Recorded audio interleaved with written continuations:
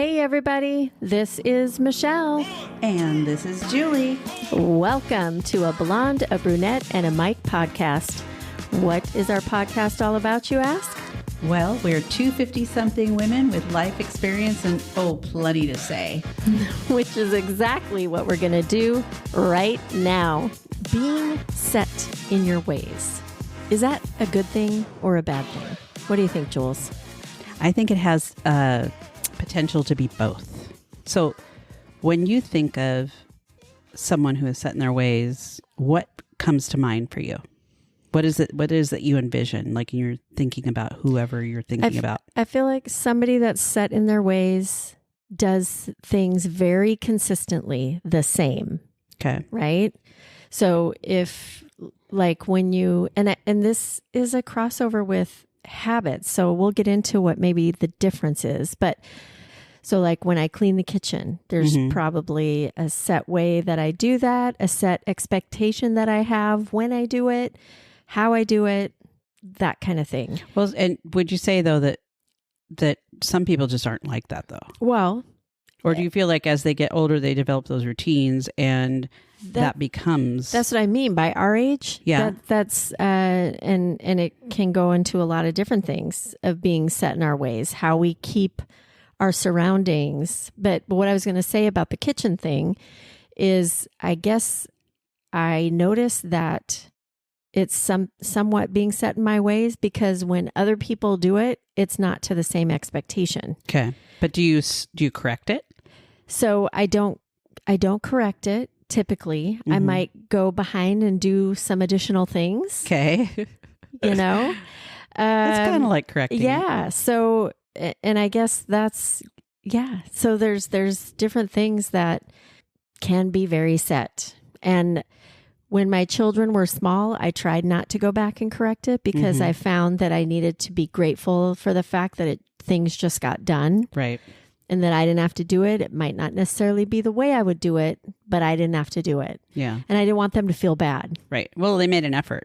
Exactly. Yeah. And so what you're talking about is really more your problem than theirs. You know, It's more something that bothers you than doesn't bother them. But when we were preparing, we were talking a bit ago about people that we know or environments we know that we've experienced, where there have been those traits in the people around us. And I was mentioning to you how I grew up, and it was very much like that in my household. There were little things that you just had to do. You just did them because if you didn't do them, then you were going to hear it. Like I was mentioning about the bathtub, after you took a shower, you had to squeegee out the bathtub. If you didn't do it, you'd get in trouble, because it was that's the way my dad liked it. We weren't really allowed to use the furniture in the living room. There was actually plastic on it for a long time. Oh, really? Yeah. There's, and then just, like the car, the first time, second time, whatever, that I drove the car to the mall, when I got back, my dad checked the car. I don't know what he was checking for to see if I made a dent or whatever, but there were, it was in the fall. So there were some leaves where your feet go when you're driving. And I had to go back out and get the leaves that were in the car off the floor. And these were because his car was like his thing, he didn't want anything in there. It looked like it was pristine and brand new, right? The whole time. So after that, I didn't want to use it. I didn't drive again. Yeah. I was just like, I just am not dealing with that. I didn't drive. So I think we all have those tendencies that we are set in our ways about certain things. I think the difference might be, are you open-minded about hearing other perspectives? Are you open-minded about trying new things? And if you aren't, then, maybe you're not really evolving. Well, I think there's some differences. So I think that as a parent with our children, kind of like the car thing you were talking about, but maybe, like what I was saying with the kitchen, different household things, there's expectations that we have that are what we want, probably because we're older and we're trying to teach them and the importance of these things, right? So there's that. As we continue on and get even older, like we are now, we've had many, many years to make hundreds, if not thousands of decisions. Sure. About these types of things, right? We've had a lot of practice in making good, some not so good choices, that have helped us along the way. And we've learned from these things. So I think that's where that evolution happens of being, because we've done the trial and error over the course of the years, right? And we figured out what makes us calm, happy, relaxed, comfortable, and the things that don't. And I think that's where the becoming set falls into place, right?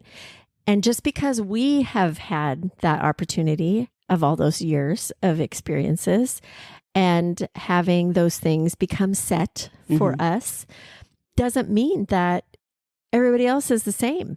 Right. It's not even close. Right? Right. Because they've had their own set of experiences and have made choices to figure out what makes them comfortable, right? Yeah, you can kind of look at it from a couple of different ways. I mean, the idea of routine and structure is very comforting and secure, makes people feel secure. And some people they delve into that more than others because that is what gives them the environment where they feel like they're safe, I suppose. So you could so that makes sense to me in a lot of ways. That makes sense to me. But you can also kind of delve into the whole aspect of being stubborn and not being interested in hearing, say, for example, another perspective or being open to a different way of doing something. Right. Or like, this is just a really small one, but for example, and you're much more old fashioned, I think, than I am. And I'm saying that in a very loving way. I'm not saying that in a bad way. I know that I am. Yeah, you are. And I kind of chuckle about it sometimes because you're not in other ways. It's weird. Yeah. It's like you're kind of like this hip grandma and then you're stuck in your way. I don't know. Yeah. It's weird. Yeah. But, what was I going to say? Oh, the music, for example. It's like some people will just like, turn that shit off. Right. Turn that stuff off. That's a bunch of garbage. They won't even try to listen to something else. Or it could be, classical music that someone's playing and they're not interested in hearing classical. They only want to hear country. Yeah. So, I mean, when it comes to music, that's like an example that I can give you that there's very much things that I very specifically like. And I get kind of stuck on those things and I replay a lot of that. That's just how I am. But I would be open to learning new things or new genres of music. I'm just really not exposed to them by, someone else, and I don't take the time to do it myself. But if it came up, I'd probably do it. Not necessarily a priority on your list of things to change or to explore. I had my sister once on a car trip play my music when I'm going on a road trip. She's got her Cardi B thumping. And no, not Cardi B. But I do like a lot of different. So I'm listening to Steely Dan from the 70s. I'm listening to classic rock, and I'm listening to Erykah Badu and hip hop and stuff like that. So, but this one time I had Erykah Badu just on Pandora. So a lot of different songs that, of course, I know all of. And my sister, she doesn't know any of them. She doesn't know any of the music I listen to. Yeah, but she did say, she was like, see, if I had this station, I would listen to all of this, the Erykah Badu. Yeah. Right? You don't even know what you don't know. So just to your point, you don't even know where to start or what to explore if you don't have somebody else introducing you to those things. Well, I think some of the things about being set in your ways really is about having your comfort zone. And we've all heard that saying about how your life kind of starts at the end of your comfort zone, because when you're in your comfort zone, you're in routine. You're not really experiencing new things. You've established what you're experiencing and you're just going through the routine. So you don't have anything that's making you uncomfortable. Right. And when I say uncomfortable, I don't mean like in a bad way. I just mean that's when growth happens. When you feel uncomfortable, when you're kind of unsure of yourself, or you have to really pull yourself up by your bootstraps, so to speak, to make yourself do something you weren't necessarily comfortable doing, to begin with. And that's all part of evolving, in my opinion. So if you don't even give yourself the opportunity to do things like that when you're younger, you're certainly not going to do that when you're older. Well, I'm sure there's plenty of people listening that are like, why do I want to change and evolve at this point? even as I was listening to you thinking, I mean, at this point, do I really want to change and evolve that much? But we have to explore different things as we are making connections with different people. Yes, that's exactly right. And what we were talking about before we hopped on here to record was relationships at our age, right? Bringing two different lives at, 50s and 60s together. And we're set in our ways. People are set in their ways at that point. So there's got to be a lot of give and take. Yeah, when we were talking about that earlier, I was kind of cracking up going, yeah, I mean, that would be kind of hard. I mean, you're in a situation right now where you guys are living kind of apart from each other. So you see different things that are really important to Rick. He sees things that are important to you. But if you guys were in the same place, you'd have to figure out how to manage through some of the things that are important to him, for example, you couldn't care less about, or it's not a big deal to you, but it becomes a big deal to you because it's important to him. Yes, exactly. But not to the point, and I'm not talking about Rick in particular, but in a relationship, not to the point where you are doing all the changing to accommodate their being set in their ways, because that's not a relationship either. They have to both be willing to look at things differently. For sure. And you're right, though. I think about that a lot. It's like, I can't imagine that people who are, in their formative years, obviously are getting, quote, set in their ways because they don't have the experiences. They haven't made the decisions or the choices to get them to the point where they know what they're comfortable with necessarily. So as you evolve, you become more that way because you know what works for you. Because we've made all those decisions along the way. I know, but I guess the difference, Michelle, and where I don't struggle with this, because I know, I mean, I've got things that I'm set in my ways about, I'm sure. And, someone had asked me a while ago, it's like, so what would be your least desirable quality? Well, there's several probably, but I was like, and my first instinctual response was that I'm stubborn. Yeah. Well, that all correlates to this too. And I don't think I'm as stubborn as I used to be. I mean, you could ask people that knew me when I was younger, and I was like, I think I was very stubborn, and I would just put my foot in the sand, and I just would not budge on certain things because it was the principle, or it was, this is the right way to do stuff. And I've really mellowed about that over the years. It's like everybody's kind of got their own thing. And when I see or I'm around someone who has these, I don't want to say quirks, but these things where they're kind of set in their ways, if it doesn't affect me negatively, it's like more power to you. But if it's something where I'm having to really kind of deviate from what I normally do or how I do things, I'm going to think twice about it, because it's like, I don't necessarily feel like I necessarily always have to be the one that's going to change. Right. Not to say that I wouldn't, evolve and change and try things differently. I would, but it has to make sense. Well, and then there's a whole other thing of the social aspect of all of this. There's a lot of social aspects as well, and respect levels that are going to be associated with, somebody else that is set in their ways. So So you mean if they're challenged? Well, just, I was hanging out with some friends not too long ago. Went over to their house for dinner. Okay. And one of them very particular about everything that goes on in the kitchen. Okay. To the point where you kind of feel like you're walking on eggshells? Yes. Okay. Yes. So though it was a little bit frustrating initially, and I took it personal at first. Then I got through it. I did what I needed to do. I hand washed the utensil the way I was supposed to, the way I was asked to, and put it away. And, big picture, now that I'm outside of that situation, it's her stuff. This is how she takes care of it. It's what she does. And really, it should be okay for her to ask me to do what she wanted me to do. Right. That doesn't mean that I do stuff like that. That's why it was uncomfortable for me. But she very set in her ways in how she does stuff, and that's how she wants it done. Great. So I'm going to do it. So to flip that situation around, and the social gathering was at your house. Right. She's set in her ways about how she likes things to be done. You're not that like that. You obviously clean your dishes and you wash your things and all that kind of stuff. If she was telling you to do things the way she wanted to in your kitchen, what would you do? I would be like, too bad, so sad. This is my kitchen. Yeah. Like, no. That's not how it goes here. But see, does that mean you're being set in your ways? Well, yes. And then she, on the flip side, if we're flipping the sides, should respect that as well. Exactly.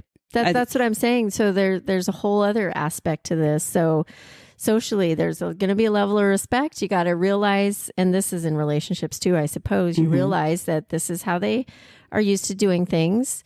And yes, it felt like I was walking on eggshells for a minute, and that's okay. This is her home. This is how it's not like we're living together. So there's not a whole bunch of stuff we got to work out. Right. You just kind of know what you're dealing with. Yeah.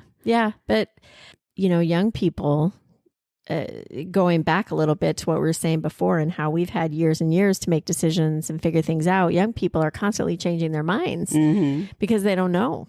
They're trying to figure guidance. It out. Yeah. They're getting guidance and advice, but I think they're going to honestly be more inclined, at least from what I can see, to get advice or feedback or whatever from someone who they feel like is more open-minded. Well, not going to judge them. Well, just the other day, I know, and parents have a tendency to do that. Yeah, I mean, just the other day, I don't remember the situation. I wish I could, but I don't remember what it was. But I just remember telling Isaac, you need to do better. And he just looked at me. Like, what's the problem? Yeah. And is that based on your standards of what you want for him? Yeah. But because he's a grown man now, so his standards might be different. Well, and he can do whatever he wants when he has his own place. Yes. Right now, it's still mine, so he needs to do better. Just remember, when you get older, he's going to be taking care of you. I know. Yeah. So I'll keep my mouth shut then. But for now, I don't have to. No, he'll be set in his ways by then, That's right, yeah. Yeah. So I'm thinking when you talk about old age, and, I say old age, and it's like, I think of us, I don't think of us being like old ladies. It's kind of a joke when I say that, but obviously we're mature women. Yeah. But where old age is concerned, I think the willingness to make changes and, be open to different things becomes kind of critical to your well-being, because if you're really set in your ways, I think it's going to probably affect the people that are around you, or whether people even want to be around you, depending upon what the circumstances are. If you could be perceived as being difficult because you have to do things a certain way. Right. And maybe it's because you're too afraid to learn how to do it differently, or you just, flat out choose not to do it differently. Right. I like things like, for example, in my line of work, I deal with a lot of people that are way younger, our kids' age and stuff like that. And, I really kind of take that into account when I'm having conversations and everything with them, because you're talking about things in a different way than you would be with someone who has maybe more experience. Not that you're talking condescending or down to them or whatever, but you're doing things differently. And I've noticed that I have a tendency, and this is just comes from my years of whatever. I like to have a notebook. Yeah. Yeah. I'm a notebook person too. Rick has a notebook also. Yeah. And maybe that's generational. I don't know. I think it is. It might be. But here's the thing. It's like, I have been in situations where I've tried to do, take notes on my phone. I can't. Well, I just feel like I'm being rude. You know what? Yeah. Because you're not engaging. You're not. But see, that is partly from our experiences too. It's like, I know when people are looking me in the eye, or when they're having a conversation with me, they're paying attention. And if they're sitting there on their phone, I know they're doing notes, but really, are they paying attention to what you're saying? It would drive me crazy when I would be like working with people like back and they would be on their phone. They're taking notes. Well, they're doing their job, but I'd be like, you really? know what else I do? Huh? I do payroll at work, right?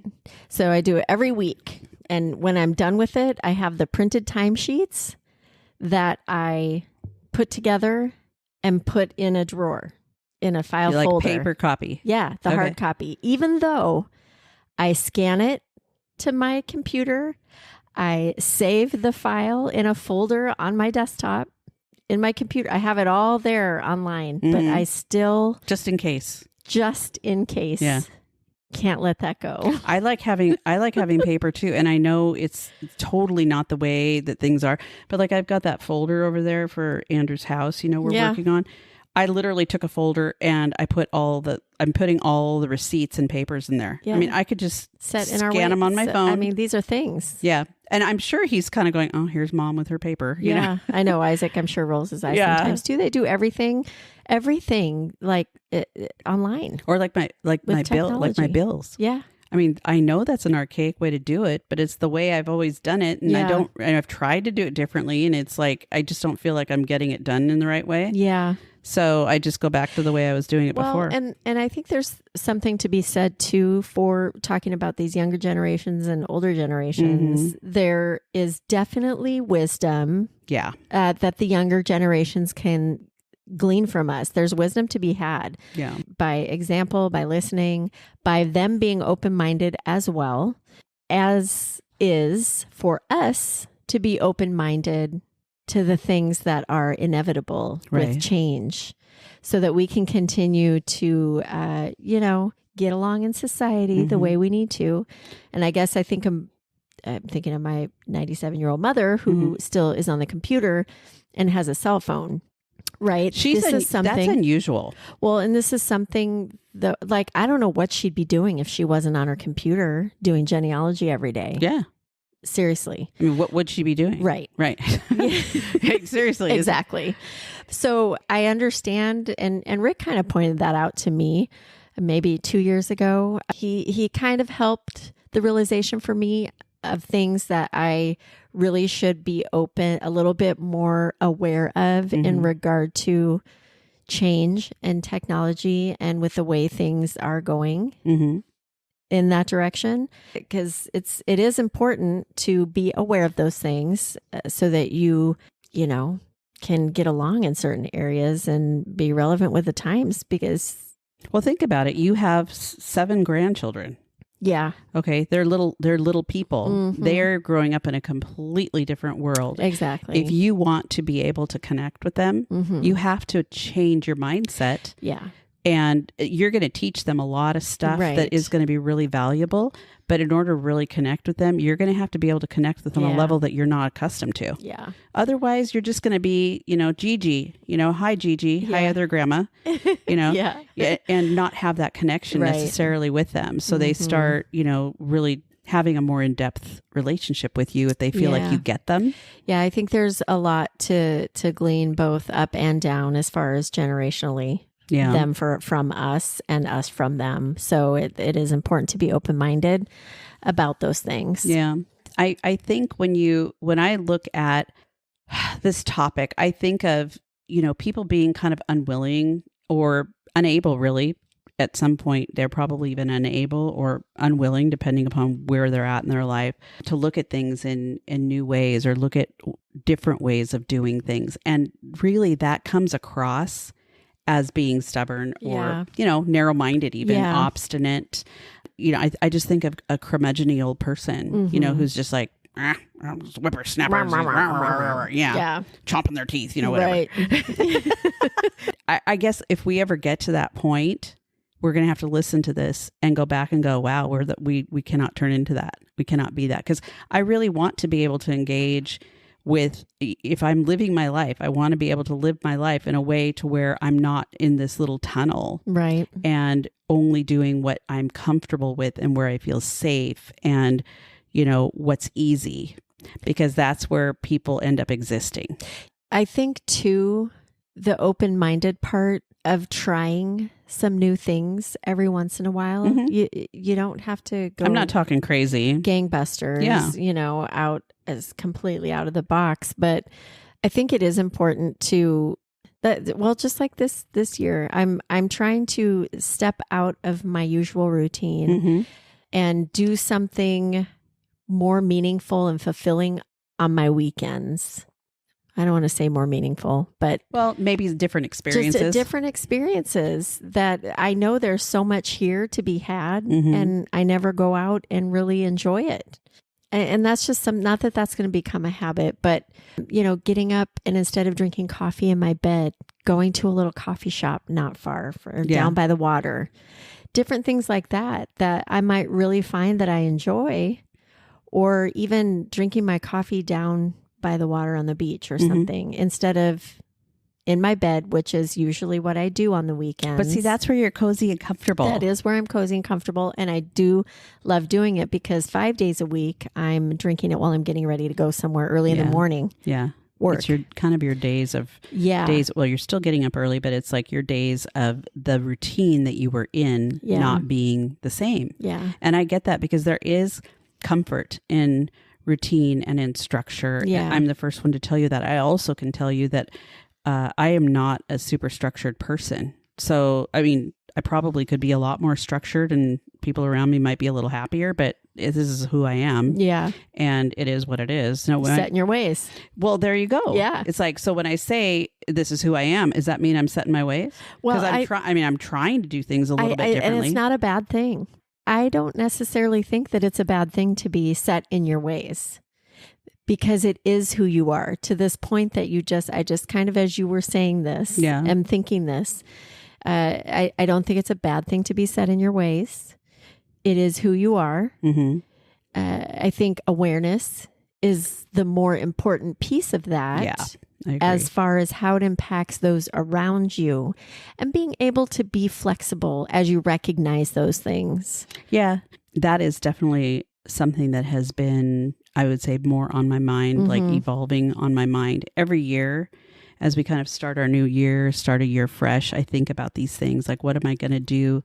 I don't want to just dive into a new year with no intention or focus, or, having some idea of what I want to do. Maybe that's a little bit different than I did before. And going back to that uncomfortableness is where you grow. And I honestly don't think it really matters how old you are.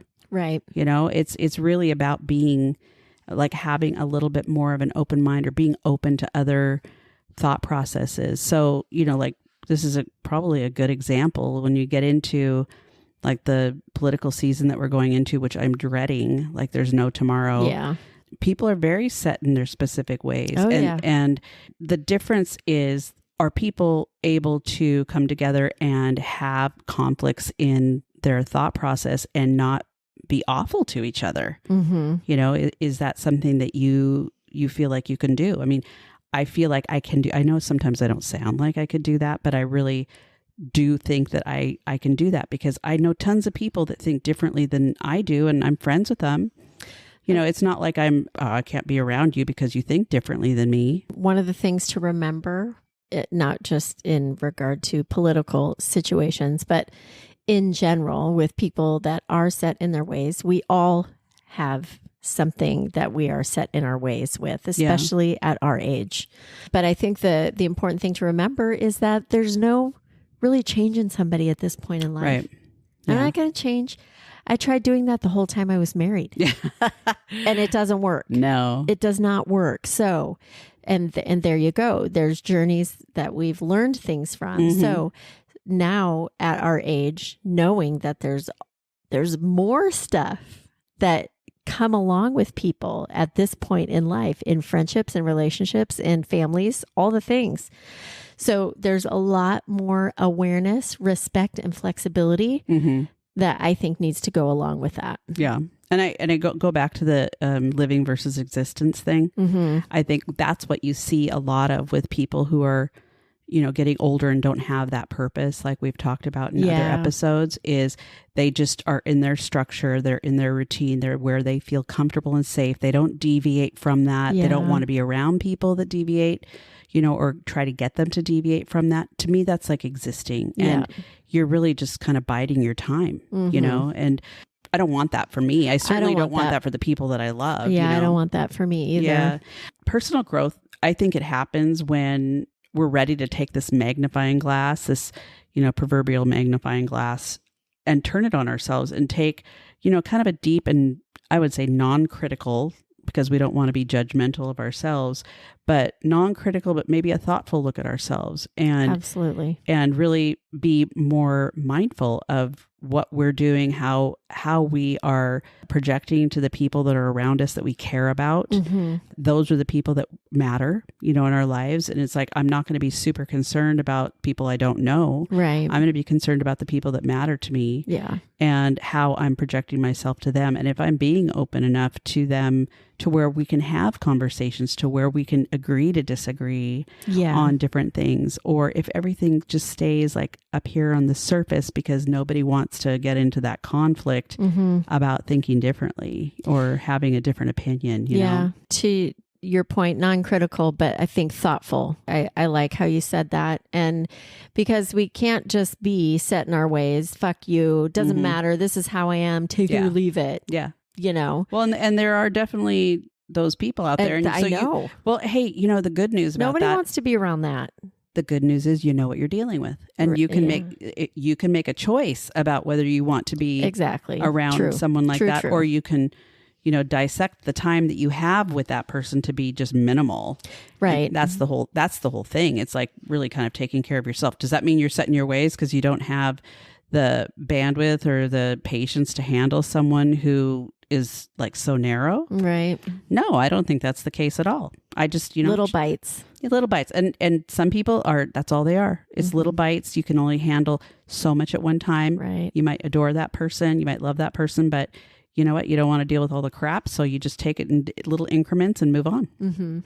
So that's good advice. Yeah. Yeah. I like that. That comes from all my years of wisdom. I have more than you do. So barely. Although you probably have a lot of wisdom on things I certainly don't know about. So anyway. Barely. Well, I'm going to be set in my ways right now and say I think that we've concluded this topic. I think so. Just a little bit of a dive into self-awareness of being set in your ways, things that are habitual, and what that does for us in our life and how it affects those around us. Yeah. So the challenge here, people, is really to kind of take that inward look. If you are willing and want to do that, and if you're not willing and want to do that, then you're fucking set in your ways. No, yeah. But no, just, it's about living versus existing. It's about learning new things, having experiences. And I don't think it matters what age you are. It's not like if you stop doing those things, then it's kind of like you're not really living. Right. So you have to be happy. Exactly. Yeah. Not all the time, obviously. Nobody's happy 100% of the time. Right. I hope, because that would be weird. But. Patient, wise, and, understanding of other people. And what they bring to the table. Exactly. Yeah. So. All right. Well, on that note. Just a reminder, not that we haven't said it before, or that you don't know. You can find us out on all the socials, Facebook, Instagram, and TikTok. I don't think they're banning it, so we're still on there. And if you don't know, now you know. All right, everybody. Peace out. Peace out.